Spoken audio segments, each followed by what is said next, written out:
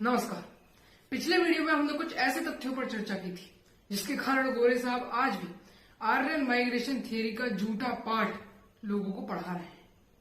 अब यह तो सिद्ध हो गया कि आर्यन माइग्रेशन थियरी एक झूठी कहानी के अलावा और कुछ भी नहीं, परंतु अगर ये झूठी कहानी है तो हमें वैदिक कल्चर और प्री क्रिश्चियन यूरोपियन कल्चर में समानताएं क्यों देखने को मिलती है? दोस्तों, इसका उत्तर है यूरोप में आज से 5000 साल पहले हुआ यामनाया इन्वेजन। चलिए इसके बारे में जानते हैं। नमस्कार, इतिहास की चर्चा में आज आपका स्वागत है। मैं हूं दक्षिण। आज से करीब 5000 साल पहले यूरोप में एक बहुत घातक हमला होता है। गोरे साहबों की माने तो ये हमला आर्यों द्वारा यूरोप पर किया जाता है और इन गोरे साहबों ने यह भी कहा कि ये आर्य संस्कृत भाषा का एक पुराना वर्जन बोलते थे, जिसे इन लोगों ने नाम दिया प्रोटो इंडो यूरोपियन लैंग्वेज। अब सवाल यहाँ उठ खड़े होते हैं कि इन तथाकथित आर्यों ने इंडिया में माइग्रेशन किया और यूरोप में इन्वेजन।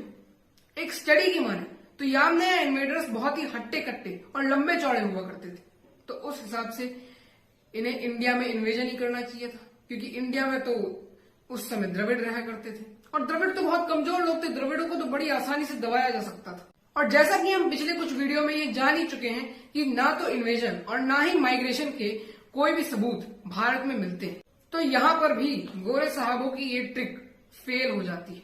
आज से करीब 55,000 से 38,000 साल पहले भारत में हैप्लोग्रुप F नाम का एक डीएनए ओरिजिनेट होता है। हैप्लोग्रुप R1A भी हैप्लोग्रुप F की ही एक ट्रिब्यूटरी।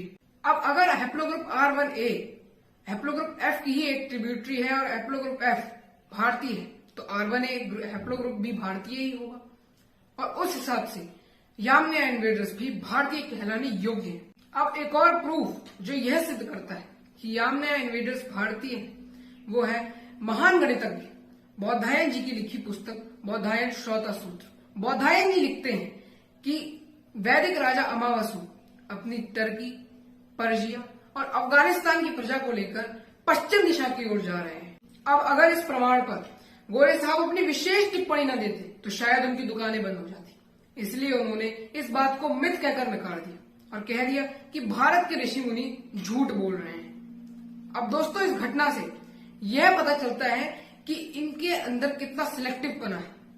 जब इन्होंने ऋग्वेद के अंदर आर्य नाम का शब्द देख लिया तो उन्होंने हंसी खुशी मान लिया कि आर्यन इन्वेजन भारत में हुआ है, परंतु जब एक लिखित प्रमाण इन्हीं के खिलाफ जाता है तो ये लोग इसे मिथ बताने लग जाते हैं।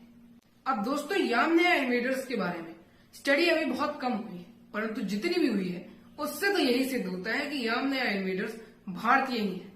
अगर आपको भी ऐसा लगता है कि अंग्रेजों ने आज से 200 या 300 साल पहले ही झूठ बोलना शुरू किया है, तो वो गलत है।